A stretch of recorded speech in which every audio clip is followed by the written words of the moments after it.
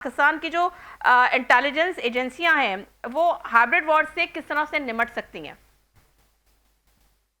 ये हम ऑलरेडी जबरदस्त किस्म का निपट रहे हैं। जिस तरीके से आप देखें ना कि जिस तरह जब ये मार्के हक हो रहा था तो हम्म। 72 के करीब नॉर्थ वजीरिस्तान से दहशतगर्दों ने इन्फिल्ट्रेट करने की कोशिश की। जो इंडियन प्रॉक्सीज थे हम्म। उनको वहां पर हमने मारा, तो ये इंटेलिजेंस की आपकी इनपुट थी।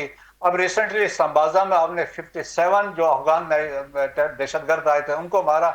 सो पाकिस्तान के अंदर भी देखें, आपकी जो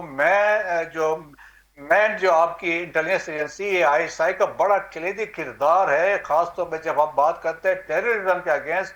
और इनकी बहुत फिनोमिनल कंट्रीब्यूशन है, क्योंकि इनका नाम नहीं लिया जाता, लेकिन बिहाइंड द सीन वो बहुत बड़ा रोल अदा कर रहे हैं। और जितने इंटेलिजेंस बेस्ड ऑपरेशन होते हैं वो आईएसआई की इनपुट होती है, और इसमें मिलिट्री इंटेलिजेंस की भी इनपुट होती है, आईबी की भी इनपुट होती है।